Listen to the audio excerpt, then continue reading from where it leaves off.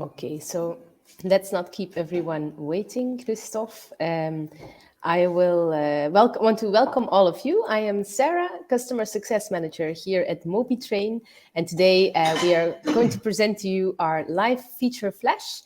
So every month we will do a webinar. 1 month will be our live feature flash, where we talk to you about our features, and you can also ask your technical questions. The other month we do a best practices webinar about something more practical for you in the usage of MobieTrain, or something, a learning and development topic, where you can also share best practices with each other. For today, I have Kristof here. He's our product owner. And if you have any questions for Kristof, please post them to the right in the Q&A section. So you have the chat section and also the Q&A. So please post them in the Q&A section. And we will also, I will go over them at the end of this webinar. Kristof, the floor is yours. Okay, thank you, everybody, and welcome, as Sarah said, in our second featured flash call. And perhaps, again, a small introduction, as Sarah did, but before we really dive into it, for the ones that missed the first featured flash, a small explanation what these calls are really about. As most of you know, here in the call and looking back at last year, at MobieTrain, we're continuously developing new feature and add-ons to the application and to the CMS. Depending, of course, on the complexity of the feature and the impact of the feature, the timing of development will be either long or short. Okay? And with these calls, we basically want to show the latest development and the latest things that we developed, and in some cases also go back to existing features and put them again in the spotlight and explain them once more so that you guys understand what they basically are doing. In today's call, we will talk about two things. First, a small change in layout of our skill flicks and a visual aspect in the application. And as a second topic, we will show the use and the advantages of our mini CMS. Okay, so let's start with the first one, the change in the skill flicks look and feel. I think I'm already sharing my screen. So basically, what we did is we enlarged directly the featured image. As you can see here, the pasta rolling, the image is already much larger as what we had a few weeks back. We did it because in the past, the feature was actually cropped at the top of the screen, and some parts of the image was basically cut off. So now we're changing it so that, or changed it already, so that the full image is basically visible. And we can directly continue on this because you might see that the quality is not the best yet at this point. But from now until the end of the year, we're actually focusing on the whole image handling and image improvement. So beginning of next year, you will see that the quality of all images will be drastically improved, and you will have very nice pictures all the way in the application. And the second thing that we did here in the skill flicks view is the play and the info button. We changed them also that we now have them as actual buttons. In the past, they were just topics or lines that were showing there. But we also noticed that a lot of your clients are actually using lighter color imaged in the picture or in the featured path image. And then the text was not fully readable. So that's why we actually changed them into buttons so that no matter what kind of picture you put in the background, the buttons will always be there and will always be visible. Another change that we did here was basically remove as well the description, because before you also saw the text there. And again, white text on white images not readable. So that's why we decided let's remove them fully and put everything under the info button. So that again, when the user wants to see it, they just click on info and see the full description of that learning path, let's say. Okay, so that's the first thing that we changed visually. Second thing that we changed is within the path and on the well-known Sun and the Cloud feedback screens.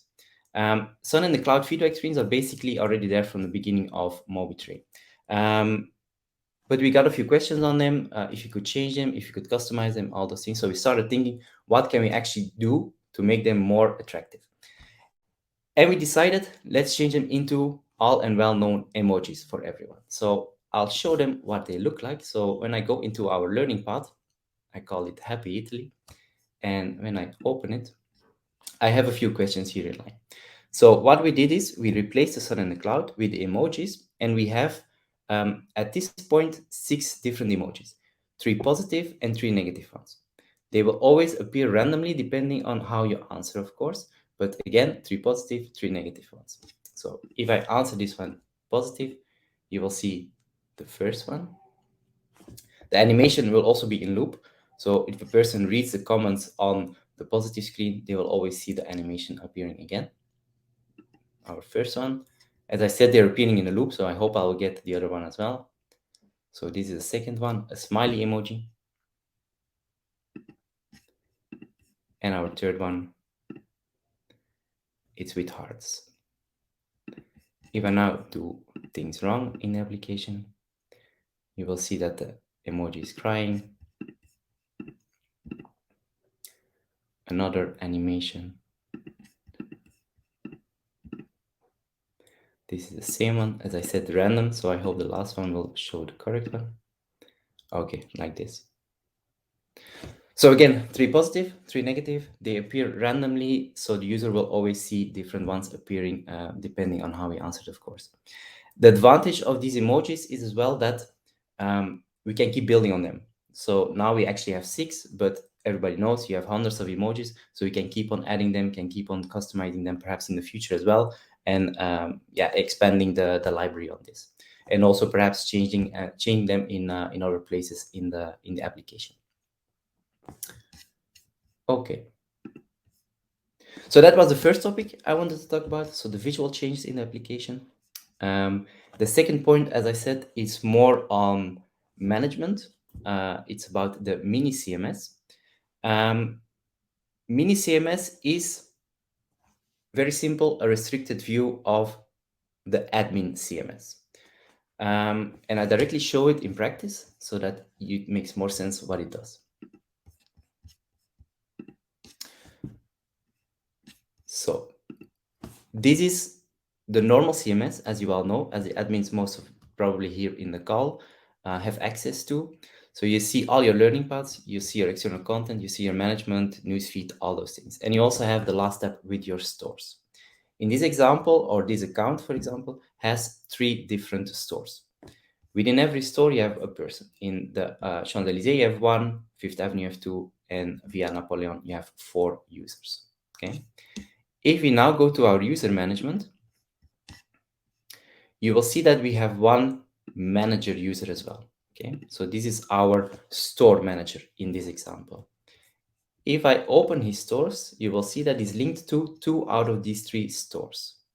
So what will happen if we log in as this manager into the CMS? We get a restricted view, and that is this part. So the manager logged in the CMS, and he only sees his 2 stores. He doesn't see anything else. You also see on the side, he has only a limited view of the action that he can take. So he doesn't see the learning paths, he doesn't see the external content, he doesn't see anything else. He just sees his stores, the 2 stores that he linked to, and user management that is in that store. Okay, that's the only thing that he can do. Reason why we actually created this is so that we can give the management of the stores, so users are coming and going, to the store managers instead of the admin. Because in a lot of cases, we see that the admins, they need to maintain all the different stores. It can be a lot of work. The turnaround is very high in different sectors or in a lot of sectors, so that you can actually give that management to the store managers. Then they can update the users, they can change the user groups, they can directly invite new users as well to the platform, and then it will also go much faster. How it will work is they just have 2 buttons at the top, invite a user or create a user. So the store manager can directly say, okay, a new person start, I'm going to invite him by email or phone number, just fill in all the details, click on submit, and that person is basically invited. What he can also do is create a user, and the create a user is making the system create a login and a password for the user. We already had this option by CSV, but now we also created it that you can do it in a single way. So just create 1 single person. Same principle, you can fill in everything. I can basically show it. Let's do emo. Job position is not a necessary field. Company ID, it can put something in, but it's also not necessary. We link them to a user group and we link them to a store. Once I click on create, I directly see, okay, user is created, and I get the user details as well. Okay, these of course need to be copied, put it in an email, or put it in a document that is going to be sent to that user. Due to GDPR, we cannot store the password because we just cannot. So from the moment that you close this screen, the password is also gone. You can do, however, reset the password. So if you go to a user and you click on edit information, you have a button called reset password. So in case the user forgot his password, you can always come back in the user management and do a reset of the password. Again, an action that the user or that the manager can do himself. So he doesn't need to go to the admin at the headquarters and ask, can you please reset the password? But the store manager can directly do it himself. So again, the time to solve problems will be much shorter. One thing on the user management itself, or on the user name, that's something you need to store somewhere in the database or so on the store manager side, so that it can always retrieve that information. In the next coming sprints, we will make sure that the username is also displayed somewhere, but that will be in next releases. Okay. Okay, good. So this is a mini CMS. How you can actually start working with it as admins on your side is with different user roles. So let's go, for example, in our manager. If you open this account, you will see that at the bottom, you have roles. You can basically change the roles of a user to a manager, to a user, or to an admin. Okay. Admin means you have full access to the full CMS. So basically see everything on learning paths, content, all those things. Manager is just a restricted CMS that you can only do the stores and your user management. And user is just access to the application. And that's basically it. Okay. So it's as easy as inviting a person, inviting them as a user or a manager or an admin, and then depending on what role they have, they will actually see the access that they can have. So that's in short our two aspects that we wanted to show. I don't know if there are already questions coming in, Sarah, or if you have questions, or if other people have questions about it. I did not receive any questions yet, so let's maybe give the people some time. Please find the Q&A section on the right side of your screen, and there you can pose your questions, and I will pass them on to Kristof. Perhaps in the meantime, let us already explain a bit about what's on the planning or what we actually want to do from now until the end of the year. Um, I don't know if we have technical people in the call, but once you start talking with technical people, they're always talking about refactoring the application and make it better, basically.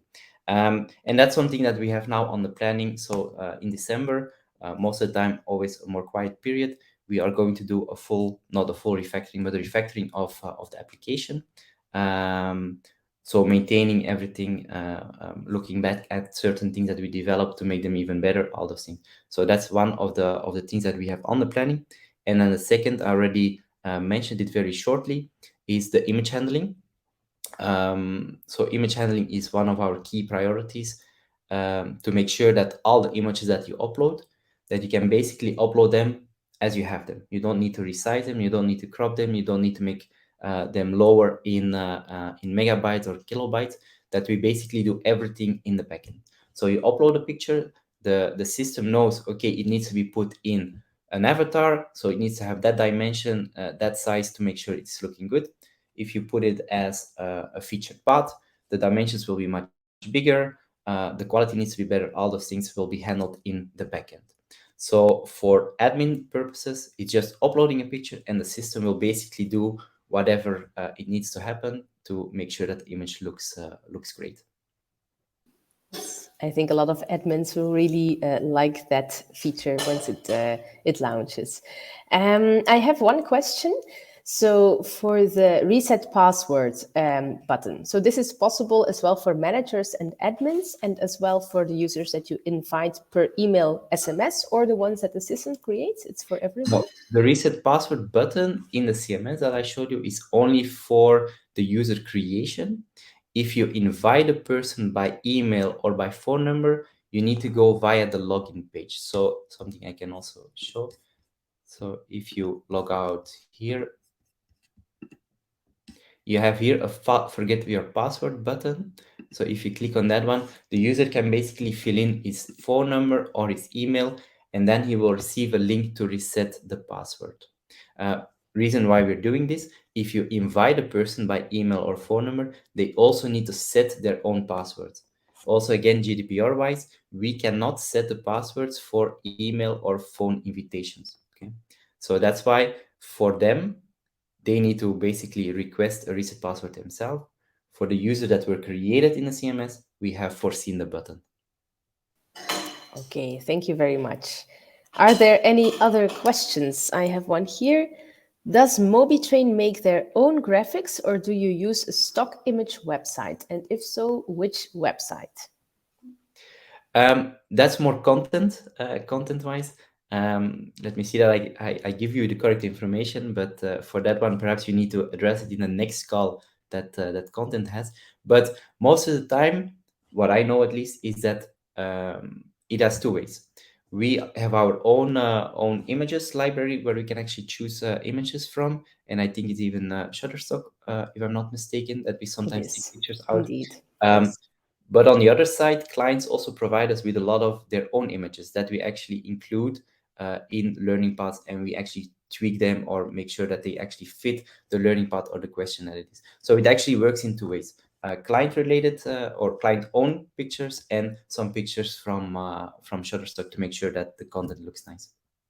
Yes, indeed. Actually, we also addressed this issue in the last client webinar, and we put some of our GIFs, because we love to use GIFs, in the customer portal. So, Sarah, I will also share with you the link, and you can find it in the customer portal when you want to review our last webinar, the best practices on content writing.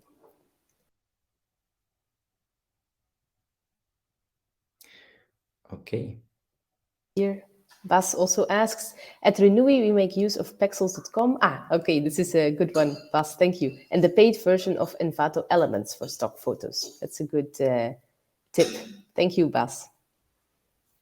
Perhaps also should say that in some cases we actually do the content on our side and then we work with our own images, but for some clients they actually have access to their own CMS and create their own learning paths and can actually use own images that they have and can use all the libraries that you have on your client side and just use whatever you want. We don't have any restriction on our side to put in the image or to put in the videos. It's basically what you have you can put in there. Also, another questions. A great idea to create your own videos with your smartphone. Very easy and great for engagement. Vic, our content writer, is also here, and she, indeed, Vic, it's very nice to also do something just on the hook with your own smartphone. Thank you. Anyone else with feature-related question or anything that you would like to have an answer to at the moment? Okay. Kristof, I think you did a very good job in explaining in this case. Of course, if there are any questions, feel free to reach out to us in the meantime afterwards as well. And we will send you the recording, of course, at the end of today. Okay. Thank you very much, Sarah. Oh, Thank you, wait, everyone. sorry, Kristof. Glenn also asked, does the system take all images? And I'm guessing all images, you All mean all image formats size? Yeah. and yeah, extensions. Normally, yes, that's also something that we're working on towards the end of the year. I think at this point we're not really restricting any formats. We do restrict at this point the size. I think it's until 700 kilobytes for an image. But again, that's something we're changing and adjusting towards the end of the year. So from next year onwards, the limit will be much higher, and you will be basically can upload everything that you want. Thank you, Glenn, for the question. Great. Let's also maybe do a feature flash about this once the image handling has been done. Then you can all see the results as well. Okay. Definitely, yeah. Great. Chris also says thank you. And with this, we also want to thank you all for your time. Kristof, also for your great explanation, and see you next time. Perfect. Thank you, Enjoy the everyone. rest of your Have a day. nice rest of the day. Bye.